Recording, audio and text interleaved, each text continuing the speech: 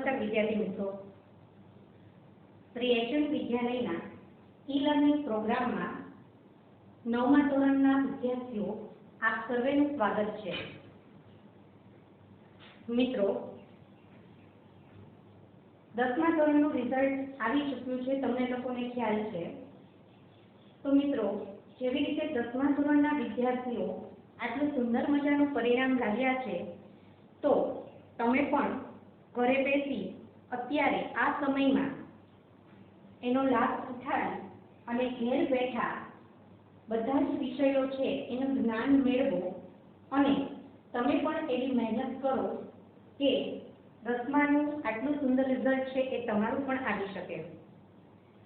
તો મિત્રો, હવે આપણે આપણા એક્ટિવ અને પેસિવના ચેપ્ટરમાં આગળની તરફ જોઈએ. તો છેલ્લે આપણે સાદા વર્તમાન કાળમાં છેલ્લો પ્રકાર બે કર્મવાળો લીધેલો હતો. હવે આજે આપણે નવો કાળ છે તે શરૂ કરવા જઈ રહ્યા છીએ.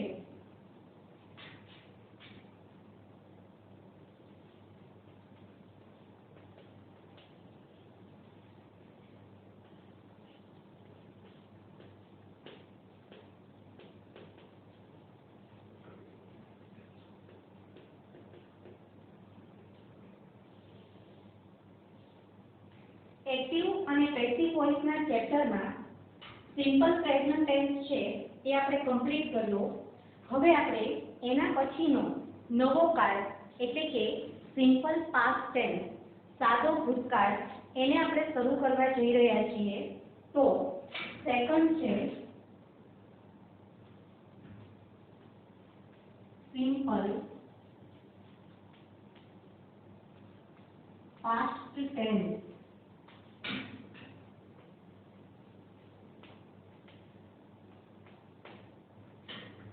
એટલે કે સાદો ભૂતકાળ. તો જે રીતે સાદા વર્તમાન કાળમાં આપણે હકાર, નકાર, પ્રશ્નાર્થ, WH પ્રશ્નાર્થ અને બે કર્મવાળા વાક્યો છે એ તમને એક્ટિવમાંથી પેસિવમાં ફેરવતા શીખવાડ્યા. એ જ રીતે આપણે સાદા ભૂતકાળમાં પણ એક્ટિવમાંથી પેસિવમાં ફેરવવાના વાક્યોને શીખવાના છે. તો સૌપ્રથમ આપણે શરૂ કરીએ છીએ હકાર વાક્ય. એટલે કે હકારની અંદર એક્ટિવ વોઇસ. તો એની અંદર સાદા ભૂતકાળમાં સૌપ્રથમ કર્તા પ્લસ ક્રિયાપદનું ભૂતકાળનું રૂપ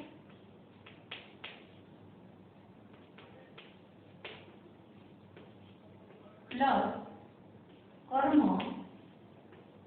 પ્લસ અન્ય શબ્દ. આ વાક્યને આપણે પેસિવ વોઇસની રચનામાં જોવાનું છે. તો હકાર પેસિવ વોઇસ.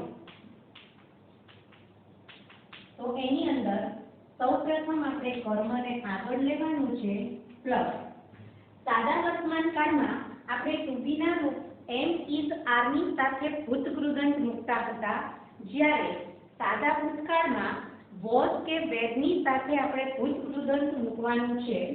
તો વોઝ અથવા વેર પ્લસ ક્રિયાપદનું ભૂતકૃદંત પ્લસ બાય પ્લસ કર્તા પ્લસ અન્ય શબ્દ. તો મિત્રો, આ રીતે હકાર વાક્ય છે એની એક્ટિવ અને પેસિવની રચના આપણે લખી છે. હવે આપણે આના એક્ઝામ્પલ જોવાના છે. તો એક્ઝામ્પલમાં ફર્સ્ટ છે Manoj found a new job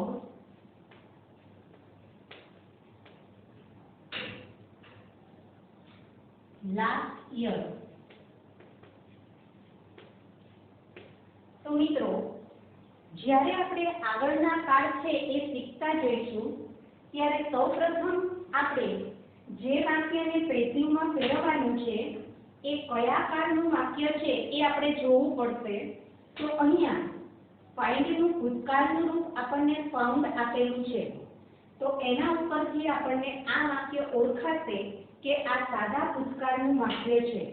તો સૌપ્રથમ મિત્રો મનોજ છે એ કર્તા છે, ફાઉન્ડ છે એ ક્રિયાપદનું ભૂતકાળ છે, અ ન્યૂ જોબ કર્મ છે અને લાસ્ટ યર છે તે અન્ય શબ્દ છે.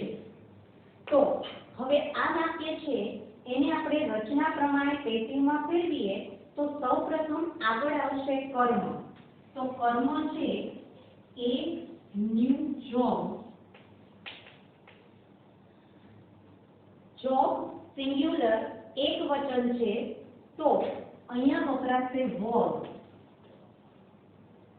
ખાસ ધ્યાન રાખજો કે એક વચનમાં જ્યારે કોઈ નામ આપેલું હોય ત્યારે વોઝ આવશે અને બહુવચનમાં નામ આપેલું હશે તો વેર આવશે. તો વોઝની સાથે આપણે મૂકવાનું છે ક્રિયાપદનું ભૂતકૃદંત. તો ફાઇન્ડ, ફાઉન્ડ, ફાઉન્ડ એટલે કે ફાઉન્ડનું ભૂતકૃદંત પણ ફાઉન્ડ જ રહેશે. ત્યાર પછી શબ્દ મૂકવાનો છે બાય, ત્યાર પછી કર્તા, તો કર્તા તરીકે નામ છે એટલે એમનામ જ રહેશે અને છેલ્લે અન્ય શબ્દ એટલે કે લાસ્ટ યર. તો મિત્રો આ પ્રમાણે આપણે સાદા ભૂતકાળને પણ પેસિવ વોઇસમાં ફેરવ્યું. ત્યારબાદ સેકન્ડ એક્ઝામ્પલ જોઈ લઈએ.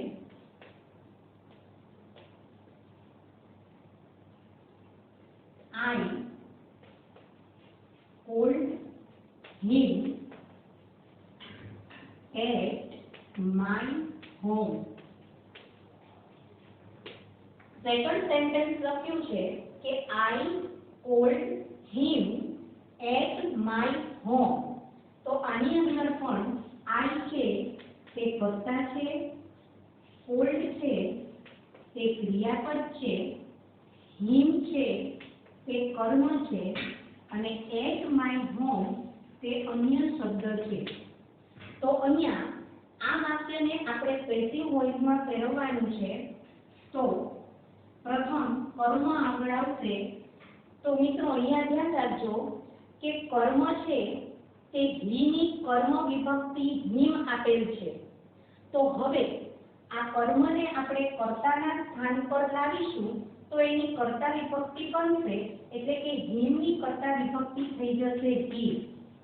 હીની સાથે આવશે વોઝ, કોલ્ડનું થર્ડ ફોર્મ કોલ્ડ જ રહેશે, બાય આઈ પાછળ જાય તો મી અને એટ માય હોમ છેલ્લે એમનામ જ રહેશે.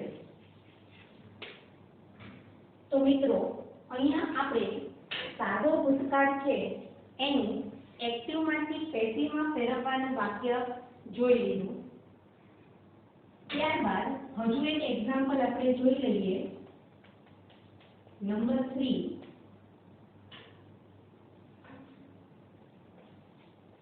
The teacher explained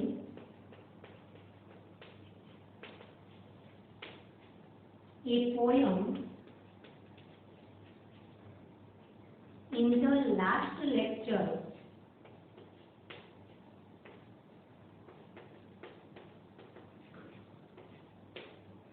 તો અહીંયા આપણને એક સેન્ટેન્સ આપ્યું છે કે the teacher explained a poem in the last lecture. તો સૌપ્રથમ અહીંયા the teacher છે તે કર્તા છે, ત્યારબાદ explained છે તે ક્રિયાપદ છે, એ પોયમ કર્મ છે અને in the last lecture અન્ય શબ્દ છે. તો અહીંયા આપણે સૌપ્રથમ કર્મને આગળ લઈશું. તો કર્મ આપેલું છે એ પોયમ. એકવચન હોવાથી વોઝ, એક્સપ્લેન્ડ નું થર્ડ ફોર્મ થશે એક્સપ્લેન્ડ, બાય ધ ટીચર અને ઇન ધ લાસ્ટ લેક્ચર છેલ્લે એમનામ જ રહેશે.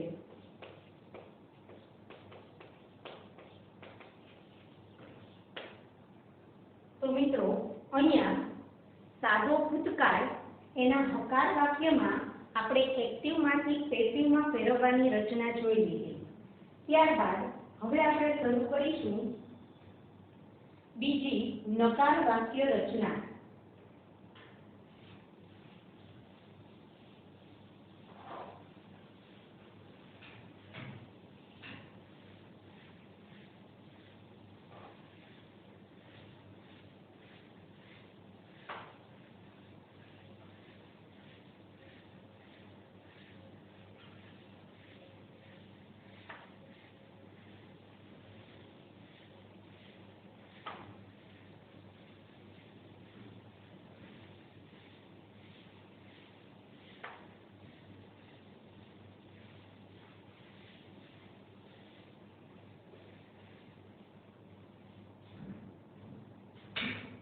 તો બીજી વાક્ય રચના છે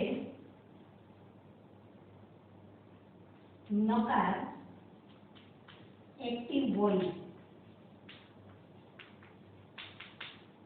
તો મિત્રો અહીંયા ખાસ ધ્યાન રાખજો કે જેવી રીતે સાદા વર્તમાનકાળના નકાર વાક્યમાં આપણે ડુ કે ડઝ નો ઉપયોગ કરીએ છીએ, એવી જ રીતે સાદા ભૂતકાળના નકાર વાક્યમાં પણ ડીડ નો ઉપયોગ થશે. તો કર્તા plus did plus not plus ક્રિયાપદનું મૂળ રૂપ પ્લસ કર્મ પ્લસ અન્ય શબ્દ. હવે આ રચના છે એને આપણે પેસિવ વોઇસમાં જોઈ લઈએ.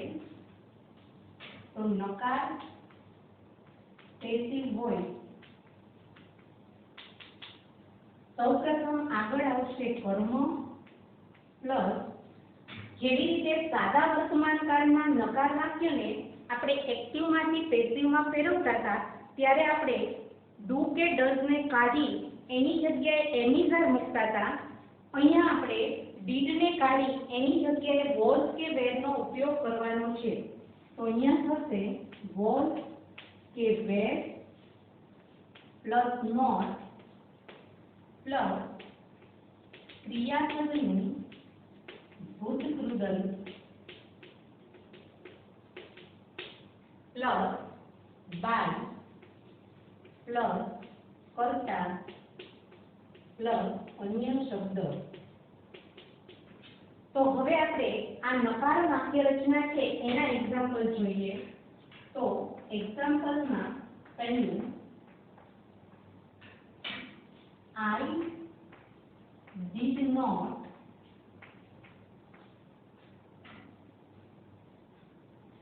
sell book last year. અહીંયા આપણને એક નકાર વાક્ય આપ્યું છે કે I did not sell book last year. તો આની અંદર I છે તે કર્તા છે, did not sell ક્રિયાપદ છે, book કર્મ છે અને last year અન્ય શબ્દ છે. તો હવે આ વાક્યને આપણે પેસિવ વોઇસમાં ફેરવીએ તો સૌપ્રથમ કર્મ આગળ આવશે. તો કર્મ છે book, did આપણે કાઢી નાખવાનું છે, books બહુવચન છે તે એની સાથે આવશે where, not એમ નામ, sell નું થર્ડ ફોર્મ થશે sold, by I પાછળ જશે તો me અને અન્ય શબ્દ એમનામ જ રહેશે last year. ત્યારબાદ સેકન્ડ એક્ઝામ્પલ જોઈ લઈએ. કે the girl did not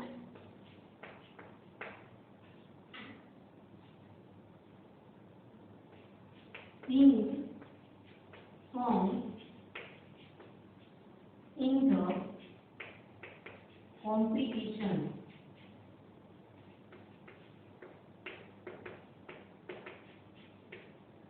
તો અહીંયા સૌપ્રથમ the girl છે તે કર્તા છે, did not sing છે તે ક્રિયાપદ છે, song કર્મ છે અને in the competition અન્ય શબ્દ છે. તો હવે આ વાક્યને પેશિવમાં ફેરવવા માટે આપણે શું કરીશું? તો પ્રથમ કર્મને આગળ લઈશું. તો કર્મ છે songs. songs બહુવચન છે એટલે એની સાથે પણ આવશે were. not એમના sing નું ફળફૂલ થશે sung by the girl અને in the competition એમના જ રહેશે.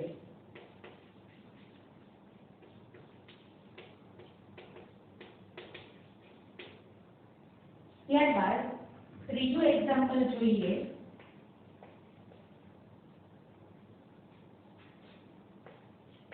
એમાં did not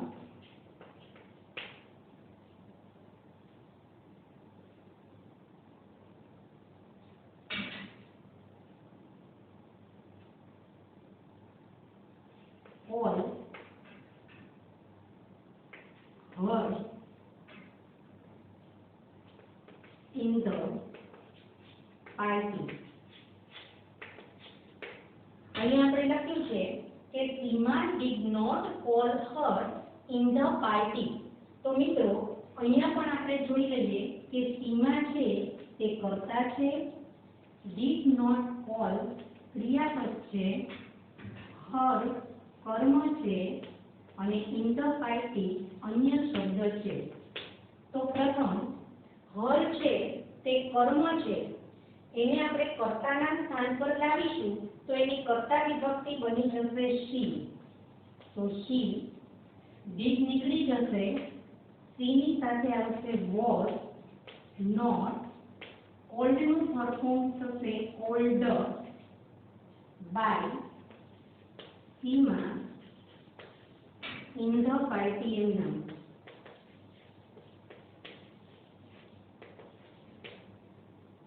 તો અહીંયા છે સાદો ભૂતકાળ, એના નકાર વાક્યનું આપણે એક્ટિવમાંથી પેસિવમાં ફેરવવાના વાક્યો છે એની રચના અને એના એક્ઝામ્પલ પણ આપણે અહીંયા જોઈ લીધા.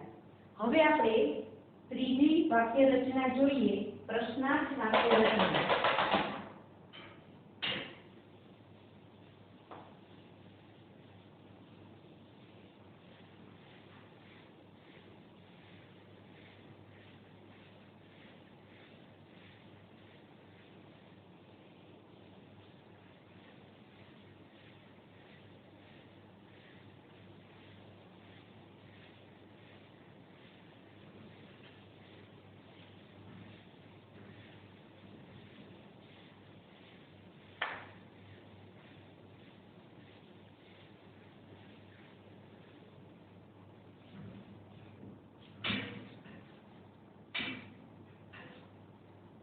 નંબર 3 પ્રશ્નાર્થ. એમાં એક્ટિવ વોઇસ. સાદા ભૂતકાળમાં પણ પ્રશ્નાર્થ વાક્યના એક્ટિવ વોઇસમાં સૌપ્રથમ આવશે did પ્લસ કર્તા પ્લસ ક્રિયાપદનું મૂળ રૂપ પ્લસ કર્મ પ્લસ અન્ય શબ્દ. હવે આ જ વાક્ય છે એની પેસિવમાં રચના જોઈ લઈએ. તો પ્રશ્નાર્થ પેસિવ વોઇસ, એમાં પણ આપણને શરૂઆતમાં ડીડ આપેલું છે તો આપણે ડીડને શરૂઆતમાંથી કાઢી એની જગ્યાએ વોઝ કે વેર મૂકવાનું છે. તો અહીંયા આવશે વોઝ અથવા તો વેર પ્લસ કર્મ પ્લસ ક્રિયાપદનું ભૂતકૃદંત પ્લસ બાય પ્લસ કર્તા પ્લસ અન્ય શબ્દ. તો આ છે પ્રશ્નાર્થની વાક્ય રચના. હવે આપણે એના એક્ઝામ્પલ જોઈ લઈએ. તો એક્ઝામ્પલમાં પહેલું છે Did you buy a new bicycle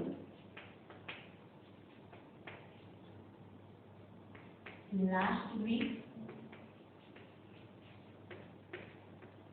અહીંયા આપણને એક સેન્ટેન્સ આપ્યું છે કે Did you buy a new bicycle last week? તો હવે આપણે જોઈ લઈએ કે શરૂઆતમાંથી did છે એને આપણે કાઢી નાખવાનું છે.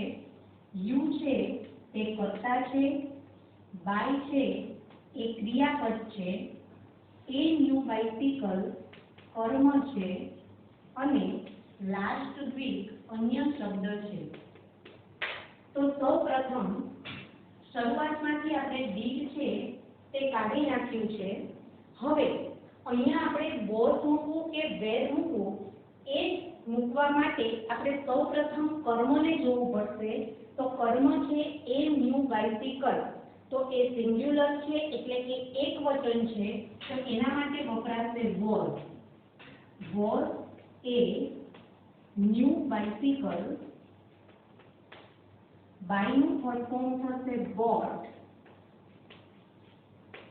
by you પાછળ જાય તો you જ રહેશે અને લાસ્ટ વીક અન્ય શબ્દ છેલ્લે એમ નામ જ રહેશે ક્વેશ્ચન માર્ક. ત્યારબાદ સેકન્ડ એક્ઝામ્પલ જોઈ લઈએ.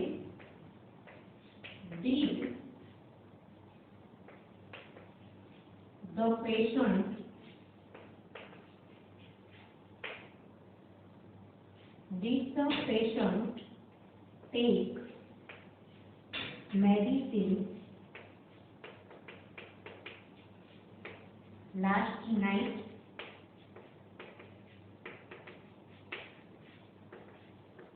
અહીંયા એક સેન્ટેન્સ લખ્યું છે કે did the patient take medicine last night? તો સૌપ્રથમ આની અંદર પણ શરૂઆતમાંથી did નીકળી જશે. the patient છે તે કર્તા છે, take ક્રિયાપદ છે, medicine કર્મ છે અને last night અન્ય શબ્દ છે. તો પેસિવમાં ફેરવવા માટે શરૂઆતમાંથી did નીકળી જશે. પ્રથમ આપણે કર્મને જોવાનું છે. તો કર્મ છે medicines એટલે કે પ્લુરલ છે બહુવચન, તો એના માટે શરૂઆતમાં આવશે where. where medicine take નું થર્ડ ફોર્મ થશે taken by the patient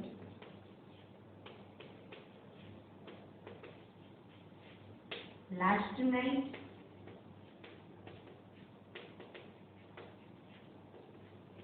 છેલ્લે ક્વેશ્ચન માર્ક. ત્યારબાદ ત્રીજું એક્ઝામ્પલ જોઈ લઈએ. Did Radha wear a new dress yesterday?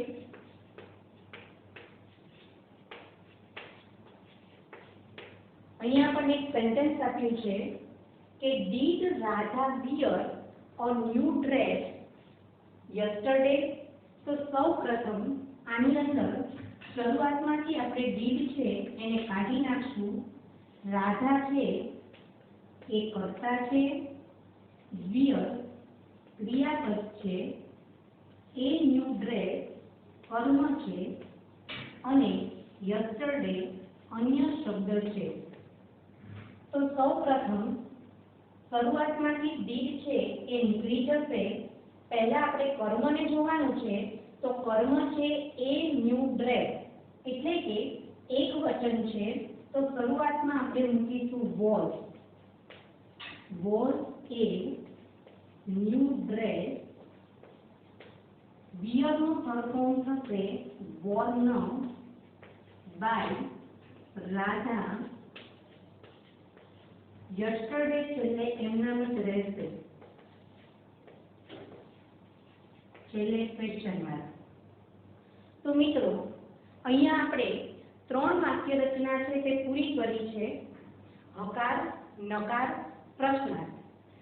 હવે આપણે સાથે સાથે WH પ્રશ્નાર્થ વાક્ય રચના છે એ લખી લઈએ છીએ. તો નંબર 4 WH પ્રશ્નાર્થ એક્ટિવ વોઇસ. તો પ્રથમ આવશે WH શબ્દ પ્લસ did પ્લસ કર્તા પ્લસ ભૂતગૃદન પ્લસ બાય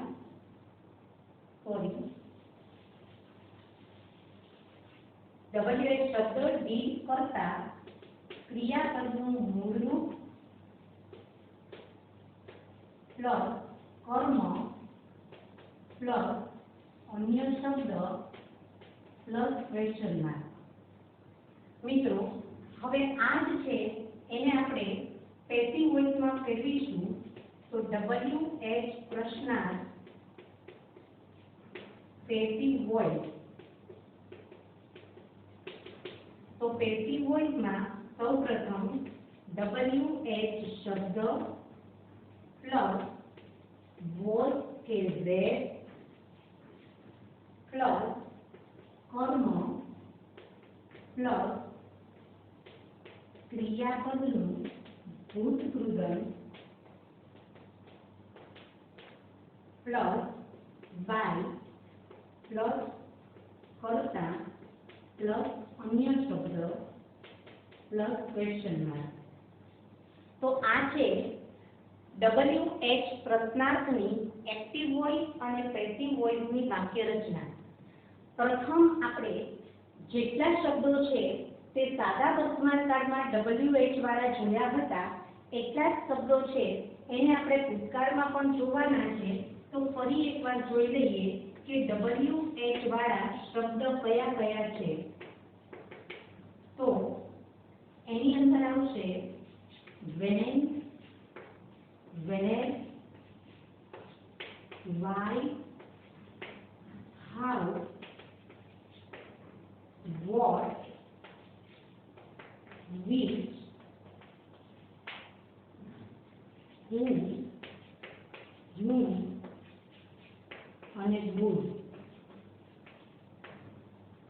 તો મિત્રો આટલા જે WH વાળા શબ્દ છે એને આપણે શીખવાના છે. તો ખાસ ધ્યાન રાખજો, 4 વાક્ય રચના છે એ આપણે જોઈ લીધી. સાદા ભૂતકાળની હકાર, નકાર, પ્રશ્નાર્થ અને WH પ્રશ્નાર્થ. હવે WH પ્રશ્નાર્થ છે એના એક્ઝામ્પલ છે તે આપણે નેક્સ્ટ લેક્ચરની અંદર જોઈશું.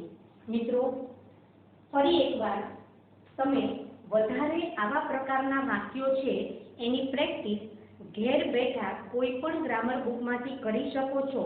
તો મને આશા છે કે તમે વધારે વાક્યો છે એની પ્રેક્ટિસ કરશો. તો હવે પછી મળીશું નેક્સ્ટ લેક્ચરમાં. ત્યાં સુધી નમસ્કાર.